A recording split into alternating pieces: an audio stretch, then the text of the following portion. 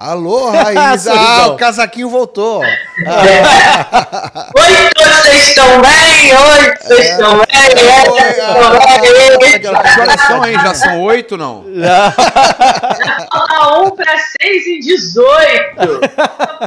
Para 6 e 18. Esse programa hoje tá 8 patamar, hein? São 18 horas. O Flamengo elevou o patamar do 5 para o 8. Um patamar. Que espetáculo Que ontem loucura, no Maracanã. Que espetáculo, né? Feliz quem viveu aquilo ali presente. É a maior goleada da história dos pontos corridos. Isso. Obviamente, a maior goleada desse campeonato. E o vice, você sabe que tá com quem, né? Esse ano, da segunda Sempre maior ele. goleada, né? Sempre ele. Não, mas agora já pode comemorar a goleada no meio do campeonato? Porque quando o Vasco goleou, não podia comemorar. Hoje, agora pode. Fala, Raíza. Você quer comemorar a goleada na zona de rebaixamento? Ali, Claro, brigando? é assim que eu saio da zona, pô. Ué, Só como é que sai da zona? Tomem cuidado, porque o Flamengo tem 5, tem 6, tem 8. Fez uma escadinha nesse brasileiro. Quem será que vai levar o 10? Ah, nem brinca, hein? O Garoni já tá tremendo ali, já tá tremendo. Mas, gente, Raíza, eu vou avisar os jogadores do Flamengo que, né, vou mandar pro pessoal botar lá, levar lá pro vestiário, que os vascaínos gostam de falar de uma vitória de 7, não é isso? Sim, 7x2. 7x2? 7x0, eu acho. 7x0? 7x0, eles gostam de falar de uma vitória lá dos tempos que o meu avô ainda era bebê. Mas a história é isso. Essa vitória de ontem, daqui a alguns anos, vai ser velho Tudo bem, também. mas É assim que funciona. Olha só, Flamengo e Corinthians foi 4. Flamengo e Fortaleza, 5. Flamengo e Juventude, 6. Aí pulou. Flamengo e Vitória, 8. Tô esperando 10. Cuidado. Os adversários aí. Olha a soberba, hein? Olha a soberba, hein? Cara, olha que amasso, meu irmão. Ô, Joãozinho, são as imagens nossas lá? Foi o Saul que pegou as duas primeiras bolas, não foi? Órfão e Bruno Dalves. Os dois primeiros gols saem com roubo de bola do Saul no meio, né? Imagem do canal Paparazzo Rubro-Negro aí que a gente tá acompanhando. Os garotos mandam bem. Aí, pô, cara, foi um amasso, né, gente? Amasso. Cara, é impressionante. Era pra ser 10, 11, pô. E o que era cobrado do time do Felipe Luiz era isso, né? Muitas vezes a torcida do Flamengo cobrava exatamente essa vontade de fazer 1, fazer 2, buscar o terceiro. E, cara, o Samuel Lino que ele jogou ontem foi um absurdo, cara. Assim, foi um erro de avaliação, o Samuel Lino, gente? Passar pra vocês. Quando o Atlético de Madrid decide negociar um jogador desse... Eu acho que ele seria titular em qualquer time ali do futebol europeu, né? Eu acho pelo menos teria oportunidade. Eu acho que é muito mais em relação ao estilo de jogo, assim. Ele já estava algumas temporadas no Atlético de Madrid e com o Simeone ele não ganhava esse espaço. Então, assim, era uma escolha do Simeone. Até acho equivocada, porque ele foi titular muitas vezes também do Atlético, mas ele trocava ali, era reserva em alguns, ia, voltava, mas eu sempre achei muito bom o jogador. Eu já falei dele antes de ele chegar ao Flamengo, eu já tinha falado sobre ele nas planilhas que eu faço, às vezes, brasileiro que tá perdido por aí. E, cara, Samuel Lino, até quando ele foi contratado, a gente falava, cara, pra mim ele tem tudo pra ser protagonista aqui sim. Ele não era protagonista na Europa, mas no Brasil ele tem tudo, porque ele tem essa capacidade de construção, de drible, finalização. Cara, e ontem mostrou isso. E já tinha mostrado desde a estreia dele a capacidade que ele tem. É que ontem foi realmente uma atuação absurda. A caneta que ele dá no gol do... Acho que no gol do Pedro, não é? Porra, é absurdo. Joga muita bola. Joga muita bola. Os caras estão passeando, né? O Flamengo tá passeando. Mas o Vitória entregou. Trocando passe, ninguém marca, ninguém chega junto. Acho que o Carlos Daniel tá certo, hein, ô Paulo? Tá certo. Tá mudo, Raíza. Olha isso. Parece roda de bobo, cara. Não, acho que não. Raíza? Oi. Tô ouvindo. Raíza, mas ó, eu vou falar só um negócio aqui que eu já falava aqui com os caras aqui antes de começar o programa. O Pedro entra... Não foi só o Pedro, é claro que o Flamengo ontem não foi só o Pedro. Mas o Pedro, esse é outro patamar realmente, né? O Pedro entra, facilidade que ele tem pra fazer gol, o golaço que ele fez com elástico. O cara reviveu o elástico no Maracanã ontem. Porra, eu não sei se você já tinha visto algum outro gol com elástico real no Maracanã. Tem a imagem que o Flamengo subiu aí? Depois do gol do Rivelino. Depois a gente botar o Pedro Romário. O Romário vez ou outra fazia, né? Tem aquele clássico com o Amaral...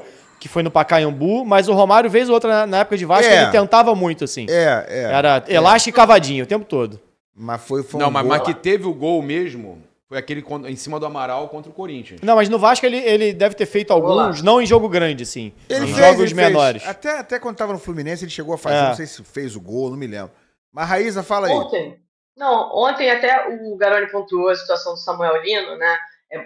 O Vitória, ele tava sem os dois laterais direitos. Foi algo, inclusive, que o Felipe Luiz estudou bastante, colocou um jogador improvisado ali, e aí o Flamengo já começa o jogo imprimindo um ritmo muito forte justamente ali, onde o Vitória estava sem os seus dois laterais, estava com um jogador improvisado.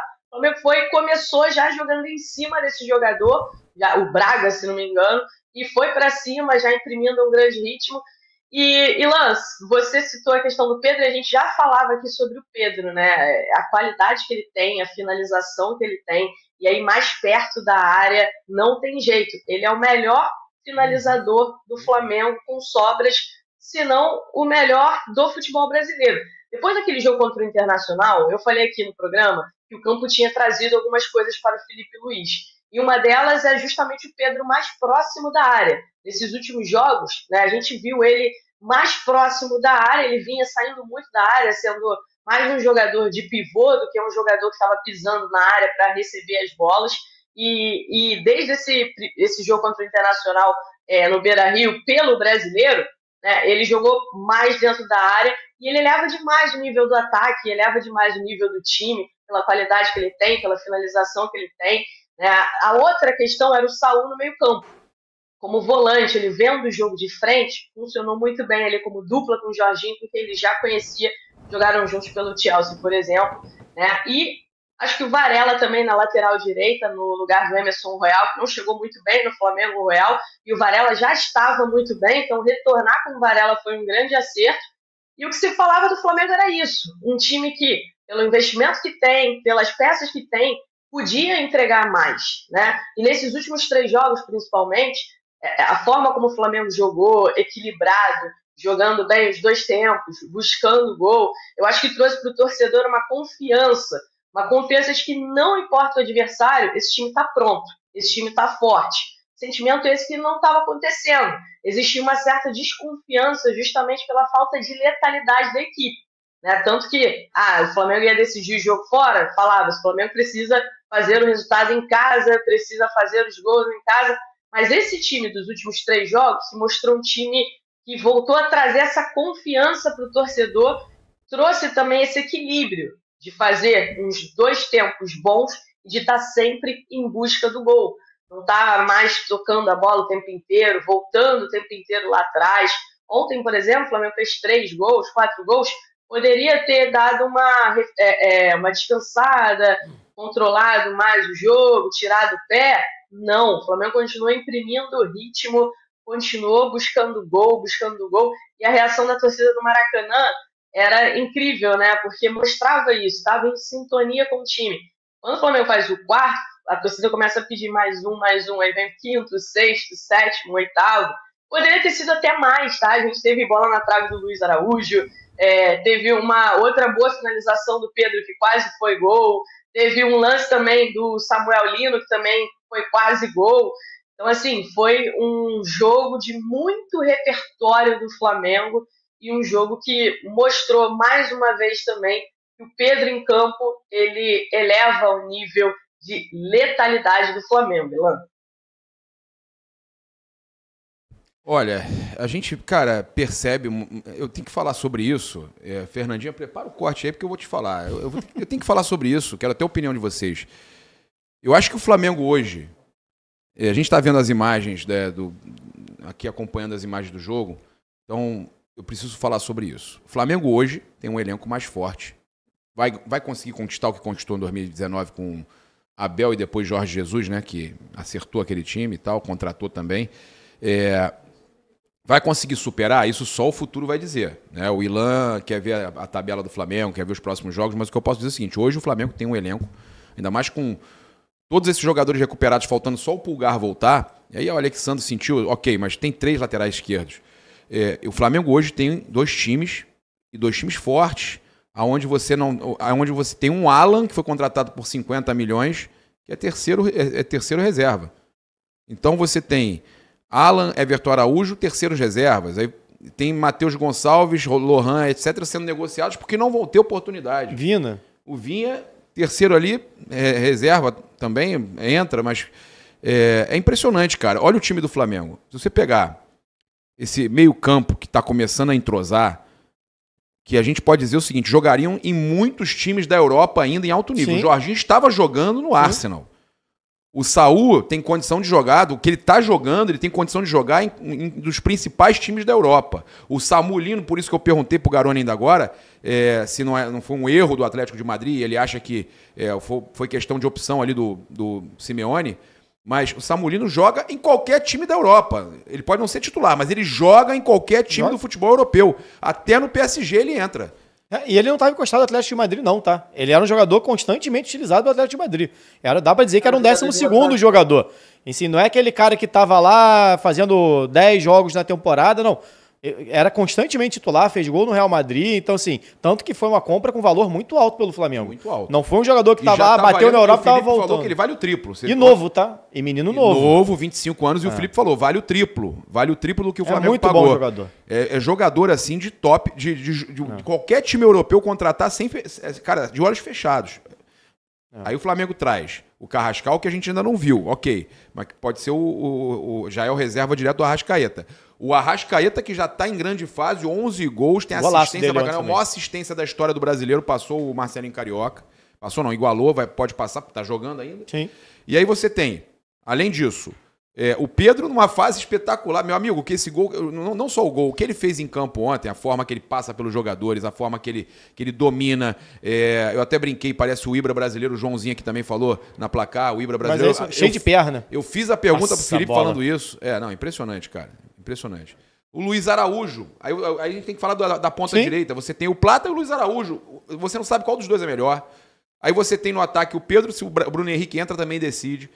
Na outra ponta você tem o Samulino, aí você tem o próprio Bruno Henrique, que pode jogar quando o Pedro tá, e você tem ainda o Cebolinha. Posso ser bem sincero com você? O time reserva do Flamengo luta por G4 no Brasileiro.